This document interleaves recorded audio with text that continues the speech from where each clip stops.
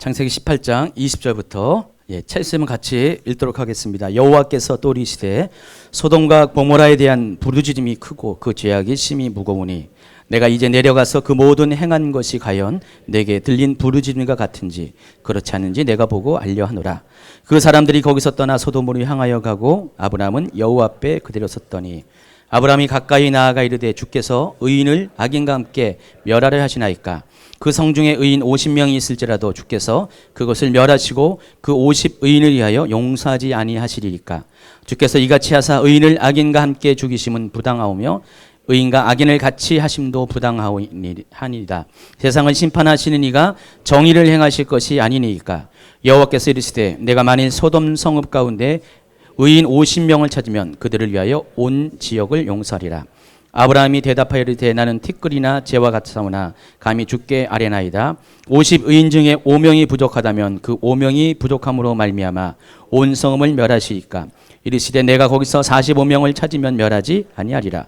아브라함이 또 아뢰어 이르되 거기서 40명을 찾으시면 어찌하려 하시나이까. 이르시되 40명으로 말미암아 멸하지 아니하리라. 아브라함이 이르되 내 주여 노하지 마시옵고 말씀하게 하옵소서. 거기서 30명을 찾으시면 어찌하려 하시나이까. 이르시되 내가 거기서 30명을 찾으면 그리하지 아니하리라. 아브라함이 또 이르되 내가 감히 내 주께 아뢰나이다. 거기서 20명을 찾으시면 어찌하려 하시나이까. 이르시되 내가 20명으로 말미암아 그리하지 아니하리라. 아브라함이 또 이르되 주는 노하지 마옵소서. 내가 이번만 더 아뢰리이다. 거기서 10명을 찾으시면 어찌하려 하시나이까. 이르시되 내가 10명으로 말미암아 멸하지 아니하리라.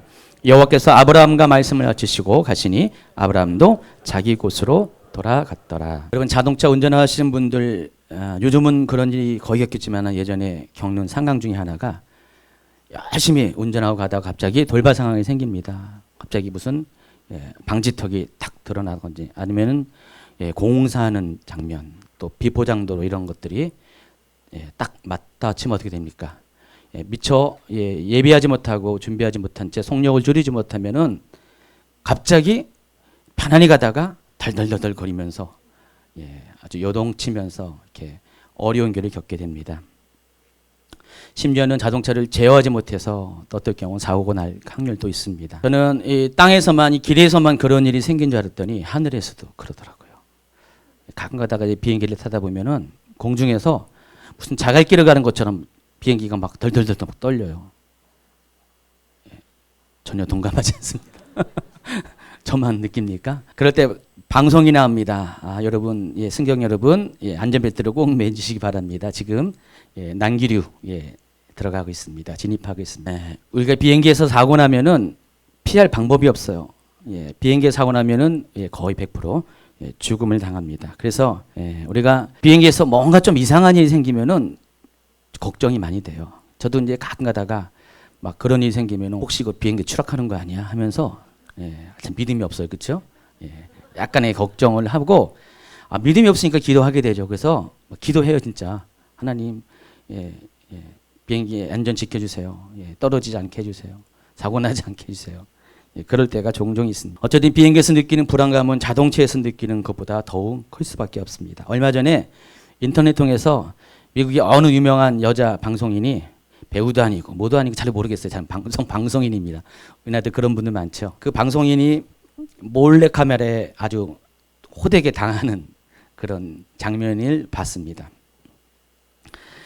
상황은 비행기 안에서 발생했습니다. 몰래 카메라가 깜짝 놀라게 하는 거잖아요. 근데 비행기 안에서 방송 제작진들이 기장과 이렇게 각본을 짜가지고요. 마치 비행기가 추락하는 상황을 연출한 겁니다. 갑자기 비행기가 잘 가다가 막 기우뚱기우뚱 하더니 자갈바산할지라도 자전거가 흔들리더니 갑자기 뭐 급강하하고 막 그러니까 놀랬어요. 깜짝 놀랐어요. 난리가 났습니다. 그래서 그냥 울고불고하고 뭐 소리를 꽥꽥 지르고 막 하면서 그냥 한마디로 여러모르겠죠. 막 하면서 뭐 하겠죠. 내려줘 내려줘. 어딜 내려줍니까? 막 그랬을 거예요. 소동을 한바탕 치른 다음에 이제 상황이 정리됐고 몰카라는 것들이 알게 됐습니다. 물론 화가 났겠죠. 깜짝 놀랐겠죠. 그런데 이제 나중에 이런 고백을 합니다. 자기가 이렇게 과잉 반응한 이유가 있다고. 자기는 실은 직업상 많이 이렇게 비행기를 타고 다닙니다. 그런데 항상 마음속에 두려움이 있었대요. 혹시라도 내가 탄 비행기가 사고라도 나면 어떻게 할까. 그래서 두려움을 갖고 있었대요. 그래서 마음 한편에 항상 찝찝해 있었는데 갑자기 자기가 두려워했던 그 상황이 발생하니까 이거는 드디어 올 곳이 왔구나 하면서 극한의 공포를 느꼈다고 고백을 합니다. 이 소개한 이 방송처럼 우리 가운데도 세상에 우리가 조금이나 눈을 열어놓고 귀를 열어놓은 채 세상의 정보를 듣고 살아가는 사람이라면은 한 가지 부인할 수 없는 사실이 있습니다. 비행기가 언젠가는 그것이 퍼센트가 정말 0.00000 셀 수 없는 퍼센트가 될지 있을지라도 나에게도 정말 이렇게 그런 비행기 사고와 같은 상황이 생기는 것처럼 정말 이 세상에도 마지막 때가 만약에 온다면 나는 어떻게 될까라는 그런 숨길 수 없는 두려움이 있다는 것입니다. 물론 자신 있게 이 부분에 대해서 생각하는 분도 있어요. 절대로 내가 살아가는 동안은 마지막 때가 오지 않을 것이다. 주님이 말씀하지도 않았는데도 굉장히 예언처럼 얘기하는 분들이 종종 있더라고요. 그래서 그런 것들을 많이 이렇게 스스로 확신하려고 그래요. 근데 그런 자신감 속에는 그 두려움이 실은 존재하는 것이 사실입니다. 그래서 늘 언제나 우리는 약간 찜찜해요. 그렇죠? 혹시 내 때 마지막이 오면 어떻게 될까? 물론 우리 교회 성도님들은 거의 찜찜하지 않으세요. 오히려 외치죠. 마라나타, 주 예수여, 속히 오시옵소서. 그런 분들 많잖아요. 그렇죠? 그런 분들 빼고, 정말 이렇게 마지막 때에 대한 두려움을 갖고 있는 분들이 우리 가운데 있는 것이 사실입니다. 그런데 그 찜찜함이 요즘 현실로 조금씩 느껴지고 있습니다. 예전에는 먼 것 같이 느꼈던 그 마지막에 대한 징조들이 우리 가운데 좀 느껴지고 있는 것이 사실입니다. 아까도 제가 잠깐 얘기했는데 오늘 이렇게 영국에서 저희가 잘 아는 집사님이 오셨는데 그분이 지금도 어딘가에 계시죠? 아까는 사람이 적어가지고 눈에 딱 있는데 여기 계시네. 지금은 이제 사람이 많아가지고 어디 계신지 모르겠네요. 제가 몇 년 전에 이제 중국에 계실 때 방문했을 때 우리 교회에서 하는 엔타임 강의를 처음으로 저 가정에서 제가 강의를 했다니까요. 처음으로. 그런데 가지고 가서 이 얘기를 했더니 집사님이 그랬어요. 목사님, 꼭 이거 해야 돼요. 무슨 마지막 때하고 본인하고 뭔 상관이 있냐 이거죠. 이게 진짜 마지막 때가 올 것이라고 전혀 생각도 기대도 안 하고 있기 때문에 이걸 들어야 돼요, 목사님 하면서 제가 약간 그때 약간 당황했어요. 지금도 이런 말하면서 당황하는데 근데 그래서 그런 말을 듣고 잠깐 깜짝 놀랐어요. 근데 아까는 잠깐 얘기했는데 목사님 요즘 엔타임 열심히 듣고 계세요. 그래서 얘기하시더라고요. 불과 4년 전인데 시대가 바뀌었어요. 그때만 해도 많은 분들이 엔타임에 대해서 뭐 이거 들어야 돼요. 뭐 엔타임 올 겁니까? 가당치 않습니다라고 생각했는데 지금은 너도 나도 할 것 없이 웬만한 사람들은 조금이나마 깨어있는 분들은 이 마지막 때에 대해서 실감을 하고 있습니다. 정말 마지막 때가 이러다가 내가 살아있는 이 세대 가운데 올 것 같다라는 예감이 조금씩 들고 있습니다. 그래서 우리가 이 시대를 살아가면서 많은 분들이 마치 흔들리는 비행기에 있는 것처럼 불안감을 느끼고 있습니다. 언제 추락하는 게 아니야? 정말 언제 이 마지막 때 그런 환란이 나에게 닥치는 것 아니야? 라는 그런 불안감을 갖고 있는 것이 사실입니다. 2주 전에 미국 사회에 아주 충격적인 일이 생겼습니다. 동성결혼 합법화 연방대법원 판결이 내려졌습니다. 물론 우리가 이 사실에 대해서 미리 몰랐던 건 아니고요. 미리 몇 달 전부터 이런 것들이 예고됐고요.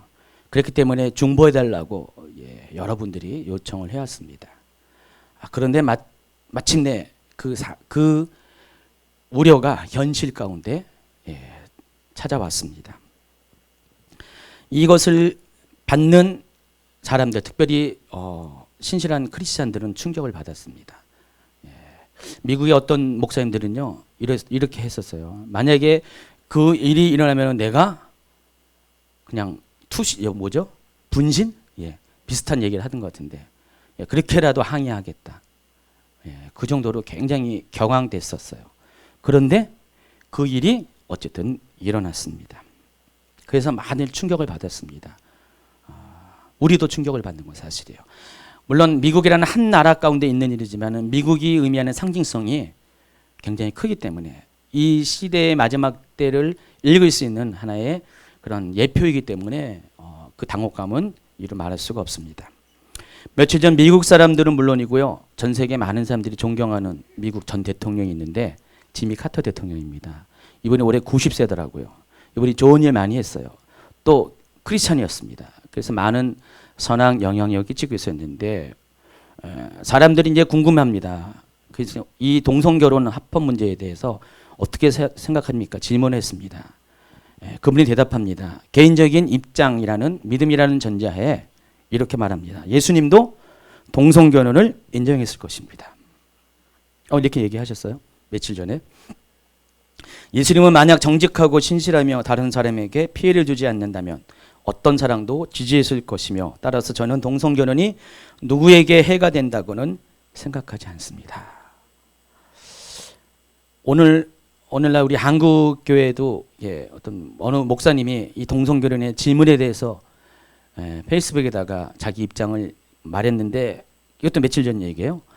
이것 때문에 지금 그냥 일파만파 난리가 났고요. 목사님 엄청나게 공격을 당하는 것 같아요.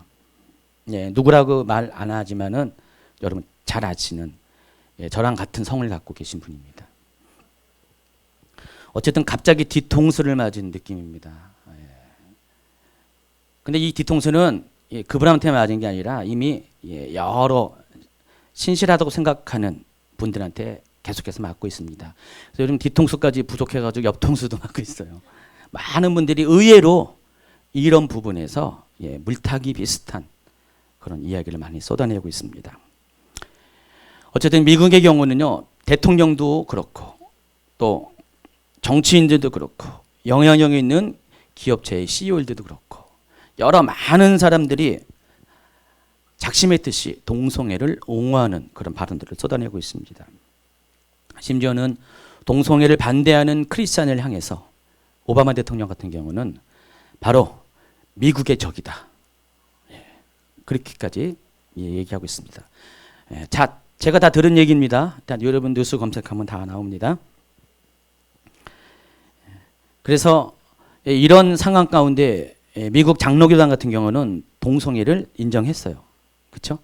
그래서 미국 북장로교 같은 경우는 동성애를 인정하고 실제로 레즈비언 그 커플을 목사로 인정을 했습니다. 성공회는 말할 것도 없이 또 침례교회에서도 그런 일들이 많이 생겨나고 있습니다.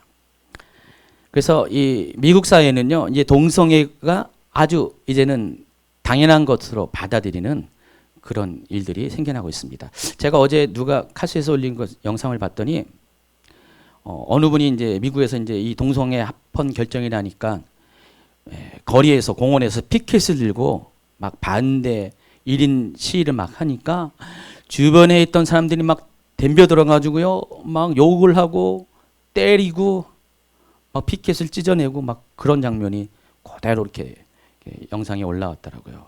그러니까 거리에서 동성애 얘기하면 여러분 맞습니다. 진짜 맞아요. 그런 일이 생겨나고 있습니다. 자, 그것으로 끝나는 것이 아닙니다. 이 오바마 대통령이나 우리 한국 출신 유엔 사무총장도 공견하게 이 동성애에 대해서 그것이 옳은 길이라는 것을 진리라고 정의라고 이야기합니다. 그래서 다른 나라의 내정에도 감섭해가지고요. 우간다 같은 나라는 대통령이 동성애 반대법에 서명을 했잖아요. 그랬더니 오바마 대통령이 뭐라고 했습니까? 약속한 4억 달러의 원조를 중단하겠다. 취소하지 않으면. 우간다에서 4억 달러는 굉장히 큰 돈이잖아요. 그랬더니 멋있게 말했어요. 뭐라 했습니까?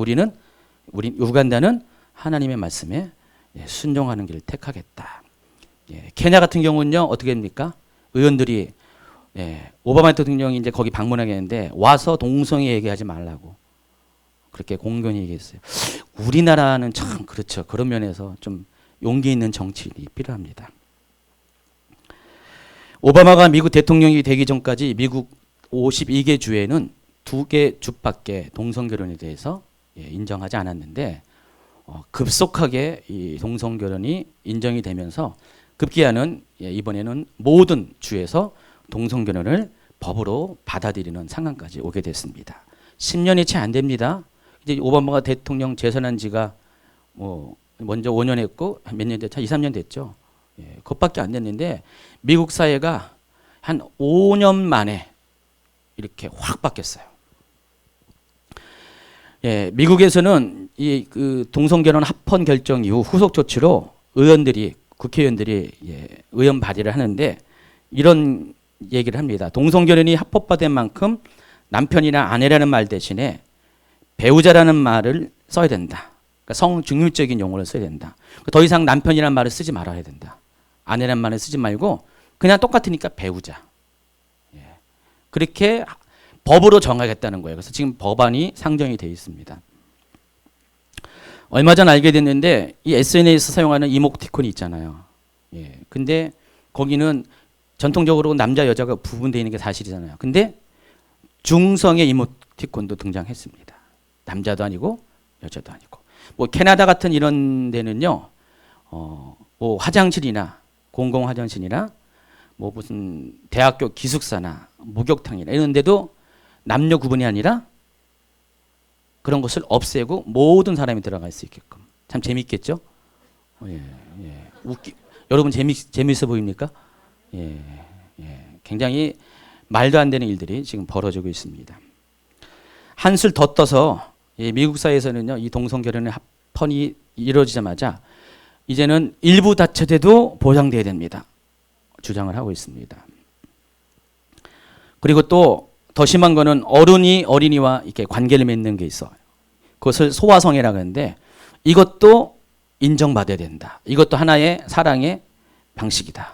법으로 이제 해달라는 거죠. 또 이것도 약갑니다. 이제는 뭐 동성결혼, 이성 뭐 이런 게 아니라 이것을 초월해서 넘어서 동성과 이성이 결혼한 그 커플이 또다시 결혼하는 혼성결혼도 인정해달라. 이게 뭔 말인지 아세요? 그동안 어쨌든 간에 동성이 이성이 있는 부부가 2명이잖아요. 근데 2명이 아니라 3명, 4명. 이게 다 부부라는 겁니다. 그것도 인정해달라. 말도 안 되죠. 이것으로 그치면 다행이게요. 이것도 기가 막힐 일인데 동물들과 결혼하겠다. 유럽에는 이미 이렇게 북유럽은 이미 그렇게 하고 있잖아요. 그것도 이제는 완전히 이 성적인 타락이 본물이 터져가지고요. 이제 어느 누구도 막을 수가 없어요. 동성결혼을 인정하는 그 순간부터 이런 것들은 계속해서 줄지어서 걷잡을 없이 이 세상 가운데 드러나게 됩니다. 여러분 기가 막히지만은 기가 막히는 일이 지금 일어나고 있습니다. 기가 막히게도. 근데 이런 주장을 하는 사람들은요, 항상 자기들의 방식이 있습니다. 처음에는 사람들에게 이런 얘기를 했을 때 사람들이 씨도 안 맥히는 얘기입니다. 그런데 끊임없이 이런 것들을 주장하고요. 공론화시킵니다. 이슈화시킵니다. 찬반 여론이 많이 있습니다. 여러분 이제 많이 SNS 같은 경우 투표를 많이 이렇게 여러분 참여하라고 요구하고 있죠. 어떻게 합니까, 여러분? 참여하십니까? 아마 여러분은 아주 그냥 정의감을 가지고 열심히 들어가서 막 참여합니다. 근데 여기도 이것도 함정이 있는 것이에요. 며칠 전에도 중앙일보에서 동성애 찬반 이렇게 투표를 했는데 저도 참여했습니다. 그랬더니 반대가 97%예요, 우리나라는. 그래도 감사하죠. 그런데 시간 문제라는 것이죠. 이것이 하나의 작전이에요, 작전. 계속해서 이런 것들을 공론화시켜가지고 처음에는 반대가 많지만은 시간이 가면 갈수록 찬성적으로 더 많은 사람들이 이렇게 표를 던지는 상황들이 생깁니다. 그러니까 그동안 끊임없이 인간에 호소하고 인권에 호소하면서 이들은 계속해서 사람들의 마음을 찬성적으로 이끄는 쪽으로 미디어를 이용해서 정치인을 이용해서 어떤 방법을 다 하든지 간에 그런 여론들을 이끌어갑니다.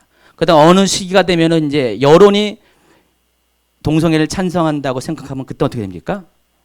법으로 추진하는 거예요. 이번에 이 미국 같은 경우도요, 대법원의 이 대법관들이 실은 여론에 이렇게 기울인 거예요. 그러니까 미국 사회의 여론이 동성애를 찬성하는 쪽으로 많이 이렇게 가니까 거기에 따라서 그러면은 사람들이 옳은 것으로 해야 된다라고 결정을 한 겁니다. 한국도 이러한 상황이 오지 않을 것이라고 아무도 장담을 하지 못합니다. 그래서 여러분 투표도 잘해야 됩니다. 근데 어쨌든 간에 하셔야 되죠. 하셔가지고 무조건 반대표를 찍으셔야 됩니다. 2주 전에 최은영 목사님이 영국의 그 안드레아 윌리엄스라는 여자 변호사의 이야기를 소개했습니다. 쭉 PPT를 통해서 쫙 봤듯이 영국은 거기도 오래지 않습니다. 거기도 한 1900년대부터 조금씩 시작해가지고 이 동성애 합법화에 대한 그런 첫걸음들을 계속 뛰다가 드디어 작년에 동성애가 합헌으로 됐고요. 그래서 영국도 지금은 동성애를 반대하는 것은 완전히 불법이 되어버렸습니다. 그래서 아주 희한한 일들이 많이 생겨나고 있어요. 그래서 이따가 남성세 할 때 영국에 오신 집사님이 잘 소개하면 좋겠는데 잘 모르고 계시더라고요. 영국에서도 잘 이렇게 모르는 분들은 모르더라고요. 근데 오히려 바깥에 있는 사람이 더 정보가 많이 있어요. 우리가 이 동성애 문제는 굉장히 심각한 문제입니다. 그런데 이것만 심각한 게 아닙니다. 또 한 가지가 있어요. 뭐가 있습니까? 바로 이슬람 문제입니다. 이 동성애 문제가 주로 서구 사회에서 일어나는 불안감이라면은, 마지막 때에 대한 불안감이라면은, 이 이슬람은요 또 다른 측면에서 사람들로 하여금 불안감을 줍니다. 지금 이슬람 세계가 아주 급격하게 팽창하고 있습니다. 많은 분들은 지금 IS를 염려하고 있어요. 급격한 이슬람을 염려하고 있지만은 오히려 이 IS는 오히려 도움을 주고 있는 것 아십니까? IS 때문에 이슬람의 실체를 이제 바라봐요. 그래서 이슬람 내에서도 이슬람을 포기하고 기독교로 개종하는 사람들이 생기고요. 그러니까 IS가 굉장히 좀 그들이 의도하지 않았지만은 이슬람 세계를 붕괴시키는 그런 역할을 하는 것이 사실입니다. 그런데 그보다 더 무서운 게 있는데 아닌 척하지만은 지금 이슬람 세계는요 급격하게 선교를 하고 있습니다. 우리식으로 하면 선교예요, 선교. 그래서 이슬람은요 지금 평화를 이야기하면서 지금 하는 모든 대륙 가운데 나라 가운데 특별히 한국을 아주 타겟으로 해가지고요 이슬람이 지금 급격하게 팽창하고 있습니다. 동성애 문제가 세속적이고 물질적인 부분에서 이 마지막 때를 알리는 중요한 지표라고 간다면 이슬람 문제는 영적이고 또 신앙적인 면에서 정말 이 마지막 때가 가까이 왔다는 것들을 우리에게 알려주는 그런 지표입니다. 1930년대 이슬람 인구가 2억 300만이었습니다. 그런데 70년대 6억 800만 명, 90년대 10억 3천만 명, 2009년에는 15억 명, 그리고 2015년에는 17억입니다. 여러분 이 지구상의 인구가 70억이 넘어가죠. 70억을 나눠보세요. 24%가 넘습니다. 다시 말해서 현재의 세계 인구의 4명 중에 1명은 무슬림이 차지하고 있다는 것입니다. 그래서 현재 이슬람은 세계 종교 분포 가운데 1위를 차지하고 있습니다. 그 다음이 두 번째 종교가 뭔지 아십니까? 로마 카톨릭 10억 명이고 3위가 힌두교 거의 10억 명 가까운 9억 8천. 4위가 어디 것 같아요? 기독교요? 아닙니다. 불교입니다. 5억 1천만 명. 그리고 메이저 종교 중에서 가장 꼴찌가 기독교입니다. 개신교입니다. 4억 4천만 명. 그나마 이 4억 4천 명도 제대로 된 신앙인의 숫자는 아닐 것입니다. 여기에는 많은 이단들도 속해 있을 것이고요. 거듭나지 못한 명목상의 크리스찬도 많이 존재할 것입니다. 과연 몇 명이 되려는지 모르지만은 이 숫자는 그렇게 우리가 기대하는 만큼 큰 숫자는 아닙니다. 이슬람 창시자 무하마드는 죽기 전에 언젠가 이슬람은 서쪽에서 찬란하게 빛날 것이라고 얘기했습니다. 서쪽이 의미하는 것은 바로 유럽을 말하는 것인데 이슬람이 무하마드가 살아있을 때는 유럽은 이슬람이 아니었죠. 근데 지금 유럽의 상황이 어떤 것인가? 1970년에 유럽의 무슬림 인구가 720만 명이었고요. 90년대에는 1,300만 명, 2000년에는 3,700만 명, 그리고 2010년 기준으로 5,300만 명의 이슬람 인구가 유럽에 살고 있습니다. 유럽 인구가 7억이 좀 넘는데 7억에 넘는 인구의 5,300만 명은 거의 한 8% 정도 될 것 같아요. 굉장히 지금 이슬람이 아주 빠르게 늘어나고 있습니다. 영국의 문제는 더 심하고요. 제가 시간이 없어가지고 영국 얘기는 많이 못하겠네요. 근데 문제는요. 과거에는요. 이슬람 이민자에 의해서 그 유럽의 무슬림들이 많이 증가했는데 요즘 상황이 다릅니다.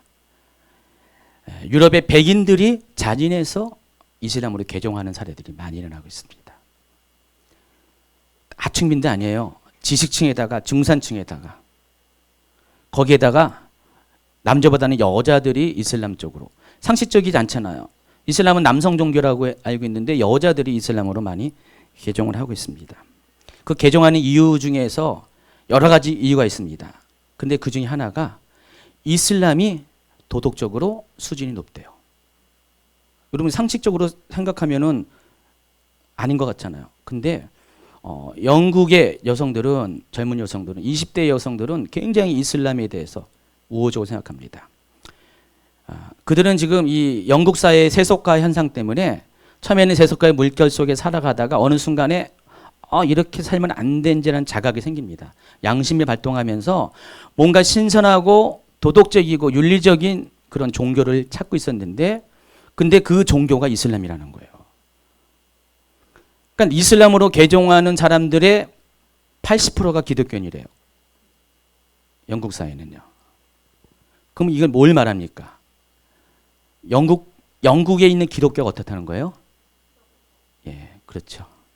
그들에게는 도덕적이지 않고 윤리적이지 않고 오히려 세속적이고 다니지 말아야 되는 그런 것으로 비춰지고 있습니다. 실제로 아마 그런 상황이기 때문에 그런 일이 생기는 것 같아요. 무슬림은 굉장히 국가 수준의 조직을 갖고 있고요. 아무리 작은 퍼센트지만은 일단 그 사회에 이렇게 정착을 하면은 급속도로 사회를 장악합니다. 지금 영국 사회의 무슬림은 5%밖에 안 되는데, 근데 그 5%의 무슬림이 지금 기독교를 몰아내고 있어요. 지금 영국은 반기독교적인 정서와 또 정부의 모든 그런 것들이 기독교를 불법화시키고 있습니다. 대신 이슬람은 활성화시키고 있어요. 그러니까 이슬람 우호적인 법들을 많이 만듭니다. 우리가 요즘 이제 할랄이라는 그 이슬람 음식에 대해서 많이 논란이 있는데 영국은요 이미 2007년 8년부터 어떤 일이 생기냐면은 소위 이슬람 율법이라고 말하는 샤리아법이 있죠. 그게 그 영국 안에서 영국 법보다 우선해서 그것이 사용되고 있습니다. 무슬림에 한해서 물론. 그러니까 영국에 사는 무슬림은 영국 법에 영향을 받는 것이 아니라 이슬람 율법인 샤리아법에 따라서 판결을 받는다는 것입니다. 그런 일이 생겨나고 있어요. 그래서 영국이 지금 굉장히 위험합니다. 위험하고. 어쨌든 이 안드레아 이 윌리엄스 변호사가 한국에 와가지고 아주 그냥 열변을 토하면서 강조한 것이 동성애 문제와 더불어서 그리고 이슬람 문제를 굉장히 우리에게 경고를 줬습니다. 이미 영국은 그러한 상황 가운데 실패한 나라이기 때문에 한국은 절대 그러면 안 된다. 한국이 무너지면은 기독교 세계가 무너지기 때문에 절대로 한국 성도들이 껴 있어야 된다고 이야기합니다. 오늘날 한국 교회도 그 상황이 전혀 이게 남의 집 이야기가 아닙니다. 불과 20년 전만 해도 우리 사회에 동성애 문제가 크게 이슈가 되지 않았습니다. 그냥 그런 어떤 뒷골목에서 생기는 그런 문제. 그냥 소수의 사람들이 그러다가 말겠지 하는 그런 수준이었습니다. 이슬람 문제도 마찬가지였습니다. 이슬람이 그렇게 위협적이고 이슬람이 그렇게 기독교 세계를 무너뜨릴 정도의 그런 것으로 생각 안 했습니다. 그런데 지금은 상황이 달라졌어요. 얼마 안 된 이 시기에 모든 것들이 급변하고 있습니다. 동성애 문제가 지금 굉장히 큰 이슈가 되고 있어요. 요즘 뭐 여러분 카톡 같은데 뭐 카스 같은데 뭐 페이스북 하는 분들 또 무슨 뭐 이렇게 기독교 카페 등등에 한번 보세요. 거기서 맨날 올라오는 내용의 거의 대부분이 동성애 문제하고 이슬람이죠. 저도 많이 올려요 이거를. 저도 많이 이것을 뭐 사람들이 보내오기 때문에 발견되기 때문에 이거를 맨날 아주 뉴스가 새로 생기는 거예요. 새로운 소식들, 동성애에 관한 또 이슬람에 관한 것들이 계속해서 막 뉴스들이 발생합니다. 그만큼 지금 이 조금이라도 깨어 있는 성도들의 눈에는요, 이것이 굉장히 큰 아주 대두되는 문제라는 것입니다. 그래서 한국의 크리스찬들은 지금 불안감을 떨고 있어요. 동성애 문제와. 그래서 어떤 분들은 완전히 무슨 난리가 났어요. 목숨을 걸고 그냥 뭐 반대하는 현장 가가지고요. 난리가 났습니다. 마치 우리가 지금 비행기에 막 흔들리는 비행기에 그냥 불안하지만 앉아있는 상황이 됐다는 것입니다. 그래서 이대로 가다가는 한국 기독교가 어찌 되는 것이 아닌가 굉장한 염려를 갖고 있습니다. 어쨌든 이런 것을 보면서 사람들 속에 있는 그 마지막 때에 대한 마지막 때가 오는 것에 대한 찝찝함이 수면 아래에 있던 것들이 막 올라오고 있어요. 지금 막 올라오고 있어가지고 서로 그때에 대해서 민감하게 얘기합니다. 그냥 농담처럼 얘기해요. 요즘 뭐 세상이 왜 이래? 마지막 때가 아니야? 하면서 그렇게 말하지만 실제적으로 그 일들이 서서히 아주 빠르게 진행되고 있다는 것입니다. 여러분 어떻게 돼요? 여러분 세대의 마지막 때가 올 것 같아요? 그래요? 언제 와요? 이렇게 말하면은 또 안 되죠. 성경에서는 마지막 때가 언제라는 것에 대해서 우리가 특정 짓지 않는 것을 요구합니다. 그러나 마지막 때가 언제쯤 올 것인가, 이때가 마지막으로 향하고 있다는 그 징조에 대해서는 많이 강조하고 있음을 여러분이 기억하시기 바랍니다. 저 같은 경우는 이 마지막 때에서 더 피부로 느낍니다. 제가 이제 엔타임 강의를 시작한 지가 몇 년 안 됐어요. 4, 5년밖에 안 됐는데 계속해서 수정해야 돼요. 강의안을. 원래 수정도 하지만은 자료들이 많이 바뀌고 있어요. 너무 변화가 심해요. 지금은. 심해가지고요. 한 몇 년 전에 강의한 그 자료를 얘기하면 지금 현실하고 안 맞아요. 그리고 그때 이 강의를 준비할 때는 제가 생각했어요. 강의는 하지만은, 준비는 하지만은 이게 가까운 시일에 있을 거라고 크게 기대를 안 했는데 지금은 장난이 아닙니다. 불과 몇 년 전에 준비했던 내용이 지금 현실로 곧바로 일어나고 있어요. 저도 깜짝 놀란다니까요. 제가 놀랄 정도면은 여러분은 기절하겠죠. 그렇죠? 아닌가요? 기절해서 안 넣은 분 몇 분 계시네요, 여기. 제 대답은 저는 마지막 때는 가까이 오고 있고 이미 와 있다는 것들을 여러분이 기억하시기 바랍니다. 지난 금요일 날 엔타임 강의 중에서 이 이스라엘 역사에 대해서 지금 계속 소주제를 나누고 있는데 사사시대에 대해서 다뤘습니다.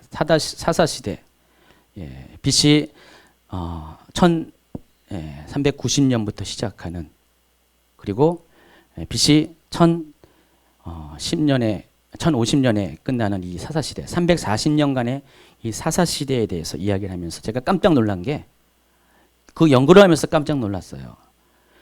사사기의 구조상에는 17, 18, 19, 20, 21장 맨 끝부분에 기록된 두 가지의 사건이 있었어요. 저는 사사시대 말기에 그런 일이 생긴 줄 알았는데 알고 봤더니 실은 그 구조적으로는 그게 뒤로 했지만은 두 가지의 사건은 사사시대 초기에 일어났던 사건들이었어요. 자세한 내용은요, 엔타임을 참조하시기 바랍니다. 그런데 거기에 놀라운 일을 제가 발견했어요. 그때의 문제도 똑같았다는 거예요. 오늘날 우리가 겪고 있는 동성애 문제, 또 이슬람과 같은 이방 종교에 우리가 배교하고 막 이런 문제가 그때도 동일한 문제였었어요. 깜짝 놀랐어요. 그리고요, 더 깜짝 놀란 것은 그때도 그 사사기에도 동성애 문제가 거기 나오거든요. 여러분 잘 보시면 아시겠지만. 근데 그 동성애 문제가 발생하는 사건의 정황이 오늘 읽어드린 소돔과 고모라에 있었던 그 사건과 똑같아요. 그래서 깜짝 놀랐어요. 그리고 그 중심에 그 시대를 책임져야 될 레인들이 그 사건의 당사자였다는 것들을 보고 또 깜짝 놀랐습니다. 이런 일들이 지금 사사시대에 있었지만은 3,400년이 지난 오늘날에도 똑같이 우리 가운데 목도되고 있다는 것입니다. 그리고 그것이 목도되는 수준이 아니라 여러분이 자신의 주변에서 실제로 느끼는 상황까지, 경험하는 상황까지 왔다는 것입니다. 그래서 지금은 여러분 어떻게 이 세대를 이해된다? 우리는 지금 추락하는 비행기에 타고 있다. 축하합니다. 추락하는 비행기에 타고 있습니다. 시간이 제가 많이 돼서요. 왜 이렇게 시간이 빨리 가는지 모르겠어요. 예. 그래서 제가 이거 참 고민입니다. 그래서 빨리 마무리해야 되는데 이제 뭐 문제 제기만 한 것 같은데 답을 줘야 되는데. 예. 그래서 어쨌든 간에 이 동성애와 이슬람이 오늘날 우리가 접하는 이 문제는 옛날부터 하나님의 심판이 임하는 어떤 시대마다 반드시 따라갔던 그런 전형적인 하나님의 심판의 근거가 되는 그런 케이스가 된다는 것입니다. 성적인, 육체적인 타락, 도덕적인 타락, 그리고 영적으로 하나님을 배교하는 이런 일들이 어느 시대인지 하나님이 그 시대, 그 사회의 심판을 할 때 반드시 있었던 그런 대표적인 두 가지 유형인데, 그런 똑같은 유형이 오늘날도 지금 우리 가운데 일어나고 있다는 것입니다. 그래서 굉장히 심각한 거예요. 그래서 정말 하나님의 심판이 우리 가운데 임할 수밖에 없다라는 그런 위기감을 느끼게 됩니다. 자, 그런데 우리가 왜 이런 일이 생긴 거에 대해서 문제의 원인을 파악해야 됩니다. 사람들에게 돌려서는 안 돼요. 세상 사람들에게, 하나님을 모르는 사람들에게 돌려서는 결코 안 된다는 것입니다. 이 모든 문제의 원인은 누구한테 있습니까? 여러분에게, 저에게 있다는 것입니다. 하나님은 어느 시대인지 간에 믿는 자에게 그 시대를 책임져 주십니다. 그러니까 믿는 자를 통해서 하나님은 그 시대의 번영과 심판을 결정한다는 것입니다. 사사기에 나와 있던 그 시대도요, 믿는 자들이 잘못했어요. 특별히 레인들이 잘못했습니다. 하나님을 가까이 섬기는 그들이 먼저 타락했습니다. 전 깜짝 놀란 게요, 거기에 나와 있는 17장부터 18장에 나와 있는 사건의 그 주인공도 레인인데 그 주인공이 누군지 아십니까?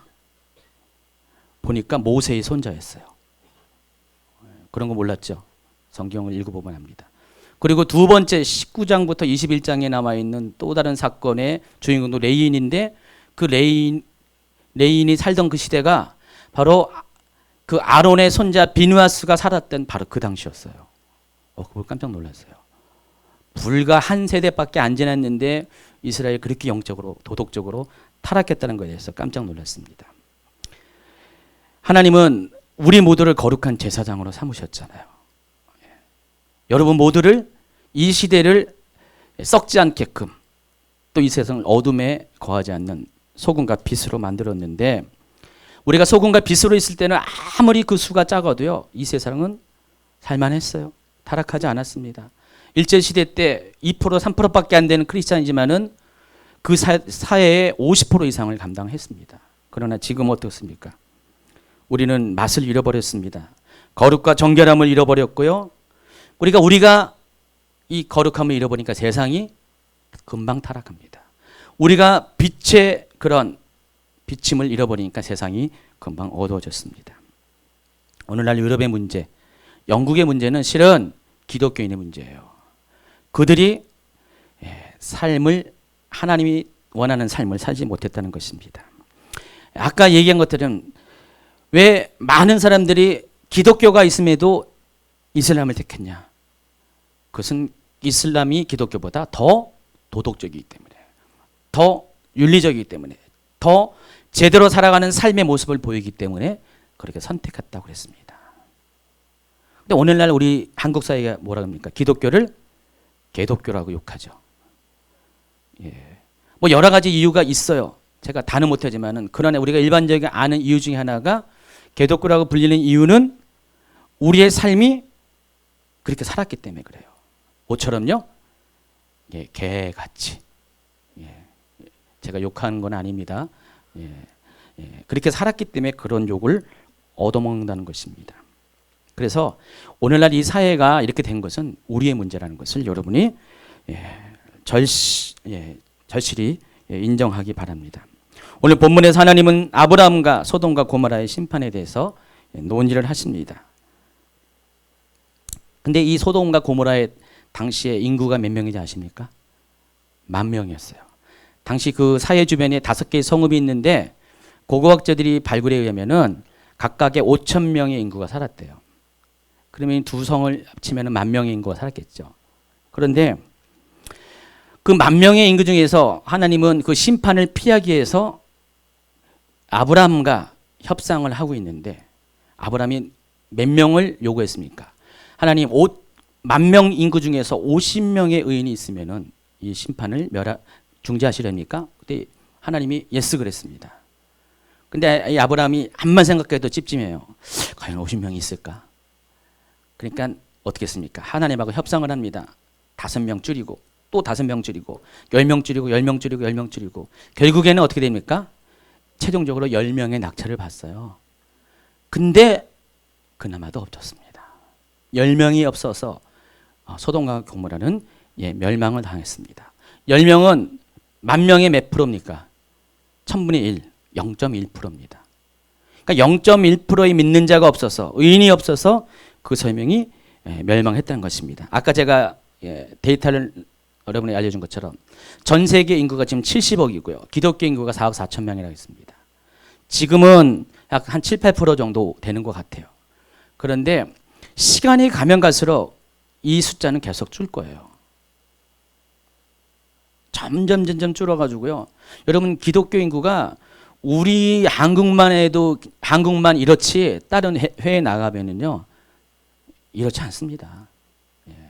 크리스찬들 찾아보기가 쉽지가 않습니다. 근데 이 인구가 점점 줄게 될 거예요. 계속해서 세속화의 물결 가운데 교회가 무너지고요. 배도의 물결 가운데 교회가 무너집니다. 영적으로 타락합니다.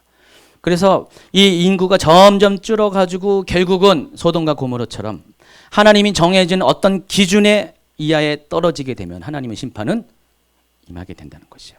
근데 이번에 심판은 일시적인 심판이 아니라 완전한 세상의 멸망을 마지막 때를 의미한다는 것입니다.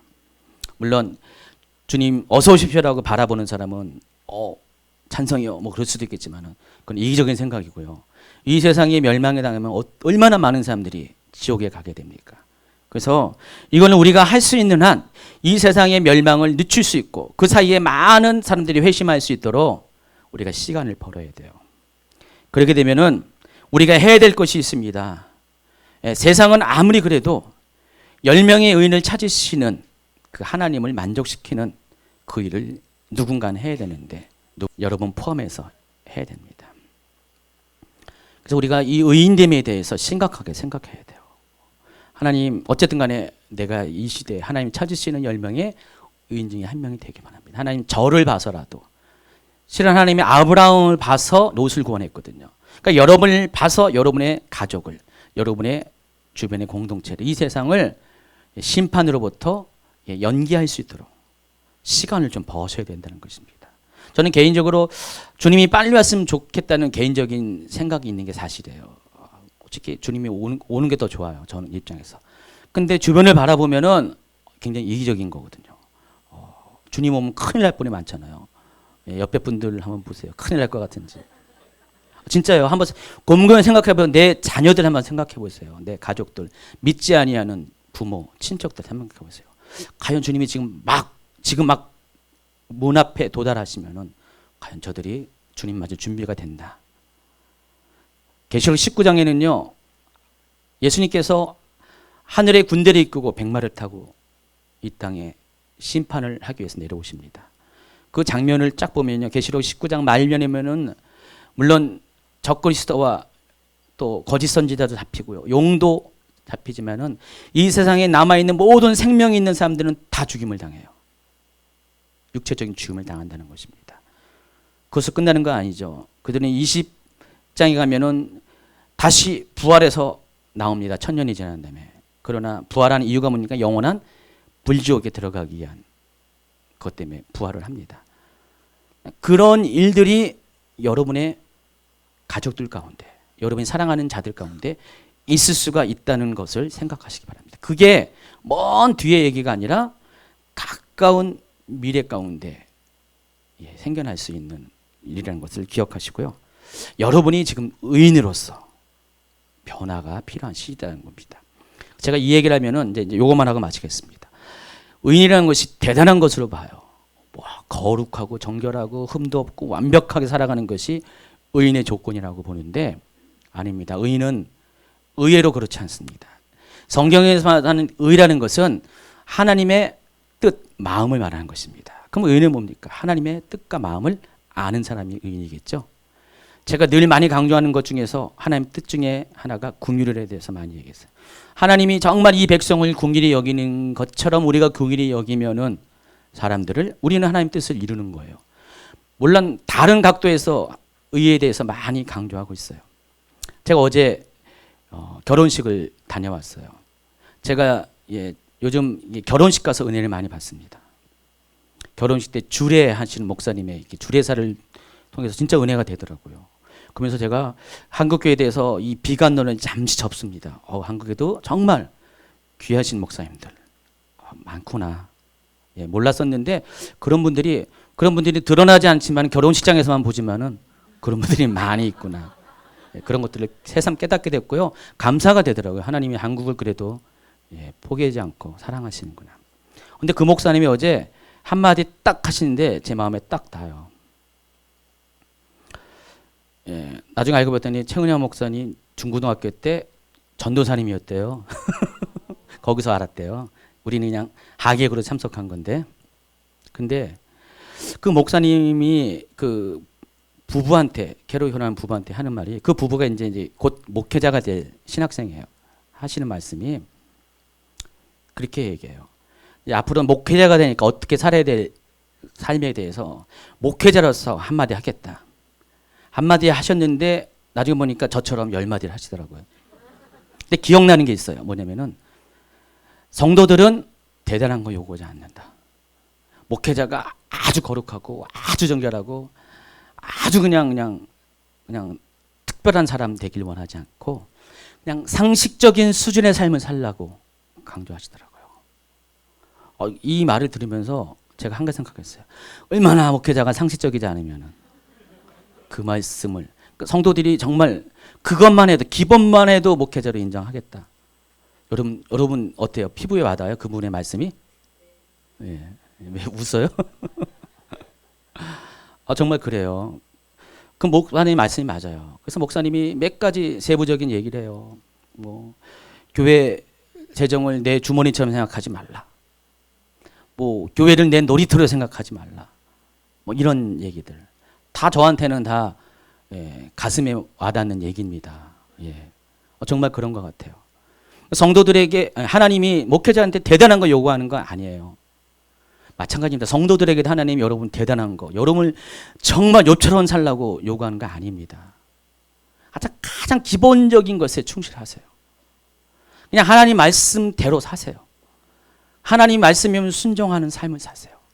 하나님 말씀처럼 이웃을 사랑하세요. 시기 질투하지 마시고요. 중상모략하지 마시고요. 이웃의 물것을 탐내지 마시고요. 살인하지 마시고요. 간음하지 마시고요. 가장 기본적인 그대로 여러분 살아보세요. 상식선에서. 근데요, 교회 예배를 벗어나서 밖에만 나가도요, 별일 다 있습니다. 기껏 여기서 예배 은혜 드리고, 주차장에서 서로 멱살 잡고 싸우고, 금방 예배 드렸는데 교통신호 안 지키고 확, 막 움직이고요. 그건 상식적인 게 아닙니다. 뭘 지각한 겁니다. 제가 몇 번 얘기했잖아요. 우리 교회 성도들. 제가 딱 나가면 저 보이잖아요. 제가 없는 줄 알았죠? 봅니다. 갑자기 그걸 못 기다려가지고 확 이렇게 막 그렇게. 물론 저도 이제 실수할 때가 있어요. 상식적이지 못할 때가 가끔은 있어요. 근데 늘 언제나 비상식적으로 살려고 하는 분들이 습관이 된 분들이 있어요. 근데 자기가 그런지 몰라요. 하나님이 다 지금 보고 계세요. 하나님 앞에서 코람돼요. 우리는 그것에 대해서 그렇게 살아가는 것이 상식적인 거예요. 하나님 여러분에게 그걸 요구하는 거예요. 그러니까 세상 사람들이 봐서 기독교인으로 살고 있는 그것에 대해서 하나님 욕 안 먹이게 하는 거. 얼마나 우리가 하나님 욕 먹이는지. 그렇죠. 예. 대통령이 된 장로님도 하나님 욕 먹이고. 그래서 요즘은 크리스찬 중에서 무슨 대통령 나오겠다 뭐 하겠다 그러면은 지레 겁먹어요. 또 얼마나 욕을 먹일까. 예. 진짜 그렇습니다. 예.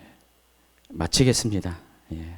우리가 지금 불안한 시대, 추락해가는 비행기에서 불안감을 느끼면서 지금 이 마지막 때를 바라보고 갖가지 들려오는 안 좋은 비관적인 이 소식 가운데 정말 우리가 힘들어하고 있습니다.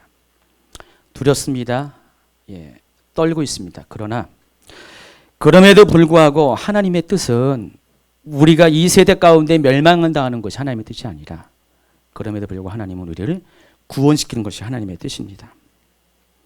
주님이 다시 오시는 하나님의 시간표는 결코 변경할 수 없는 예정된 하나님의 섭리 가운데 우리 가운데 찾아올 것입니다. 그러나 하나님은 그런 상황 가운데서도 하나님이 인간과 같이 이 아브라함과 협상을 하시잖아요.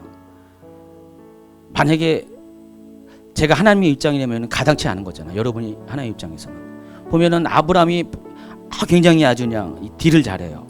협상을 잘해가지고. 근데 하나님은 그런 거 다 그래. 이제 그만 그렇게 안 하시고요. 아브라함이 요구하는 수준까지 다 자신을 내어주시고요. 우리를 한 명이라도 살리려고 하는 그 애씀을 포기하지 않습니다. 하나님은 지금 아브라함과 같은 또 다른 그런 중보자를 차리시고요. 또 의인들을 찾고 계십니다. 하나님, 내가 부족하지만은 상식적인 삶으로 인해서 나도 의인 중에 한 명 되길 원합니다. 그래서 내가 혹시라도 하나님의 심판을 더 많은 영혼들이 구원받을 때까지 연기할 수 있다면 내가 그 역할을 감당하기 원합니다. 물론 주님께서 성도님들은 많이 이렇게 하고 계신 거 알고 있어요. 그러나 더욱더 깨어나시기 바랍니다. 더욱더 여러분의 자녀들이, 여러분의 부모들이, 여러분의 형제들이 온전히 주님 나라에 들어올 때까지 여러분 긴장을 놓쳐서는 안 됩니다. 여러분이 잠깐 방심하면은요, 이 세상은 훅 하고 그렇게 어둠 가운데 쏠려갈 수밖에 없습니다. 그래서 오늘 여러분, 오늘 이후로부터는 이런 들려온 세 때문에 두려움만 갖지 마세요. 걱정하지 마. 어떻게 되면 어떻게 집사님 막 이렇게 하지 마시고요. 그럴 때일수록 하나님 앞에 여러분의 삶이 더욱더 의인된 삶으로 나아가시기 바랍니다. 더 깨어나세요. 더 성실하고 신실하고 진실하고 상식적인 삶을 살기 바랍니다. 가끔 제가 체크할게요. 상식적으로 살고 계시나. 그래서 상식적이지 않으면은 이제 말씀드릴게요. 집사님, 조금 이렇게 그런데요. 좀 한번 생각해 보세요. 하면서 꼭 말씀드릴게요. 섭섭해하지 마시고요. 제가 얘기한다고. 하나님이 얘기하긴 것보다 낫잖아요. 하나님이 얘기하면 여러분 무섭습니다. 그래서 꼭 그렇게 살기 바랍니다.